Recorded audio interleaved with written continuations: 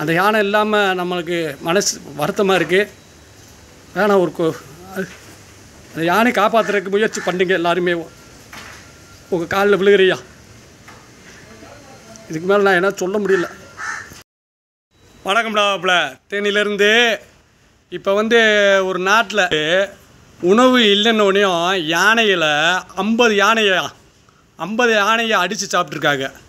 என்னான்னு கேட்டால், எங்கள் நாட்டுக்கு உணவு இல்லை, அதனால் 50 யானையை நாங்கள் அடித்து சாப்பிட்ருக்கோம் அப்படின்னு அப்படியே சொல்கிறாங்க.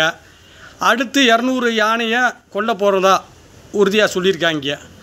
நம்ம வெளிநாட்டுக்கு நம்ம இந்தியாக்காரவங்க எந்த அரசியல்வாதியாக இருந்தாலும் சரியா, இங்கேருந்து நம்ம வெளிநாட்டுக்கு போகிறோம்ல, மாறமுல்ல. அதனால் நான் என்ன சொல்ல வரேன், நம்ம இந்தியாவிலையோ அந்த உலகமே பார்க்குது, யானைகள் அழிஞ்சு போயிடக்கூடாதுயா. யானைகள் நம்மளை மாதிரி ஒரு ஜீவன் தான்.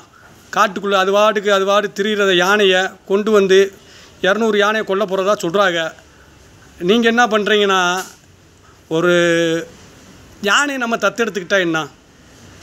ஒரு நாட்டுக்கு இதுக்கு நம்ம எத்தனையோ கேரளாக்காரர் ஒரு 10 யானை, தமிழ்நாட்டுக்காரர் ஒரு 10 யானை, இந்த மாதிரி யானையை நம்ம தத்தெடுத்து வச்சுக்கிட்டு அவங்களுக்கு உணவு கொடுக்கலாம்ல. அந்த 10 யானையை வாங்குறோம்னா அந்த 10 யானைக்குள்ள உணவை நம்ம கொடுத்துட்டோம்னா அந்த யானையை நம்மளாலும் காப்பாற்றலாம்யா. கொஞ்சம் பாவம் அந்த யானையில் கொஞ்சம் நீங்கள் தான் காப்பாற்றணும்னு ஆசைப்பட்றேன். எல்லா அரசியல்வாதிக்கும் போய் சேரணும் இந்த பதிவு. ஏன்னா யானைகள் இல்லைன்னா நீ வரலாறுல நம்மளே இருக்கோமா, நம்ம மனுஷனா என்னான்னு பார்க்கணும்யா. ரொம்ப கண்ணீரே வருது.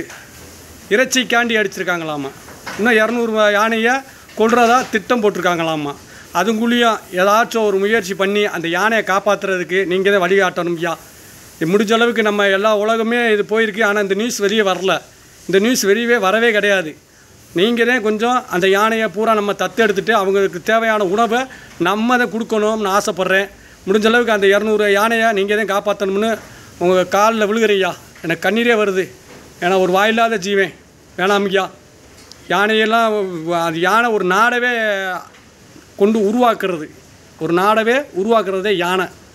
அந்த யானை இல்லாமல் நம்மளுக்கு மனசு வருத்தமாக இருக்குது. வேணாம் அந்த யானை காப்பாற்றுறதுக்கு முயற்சி பண்ணுங்க எல்லாருமே.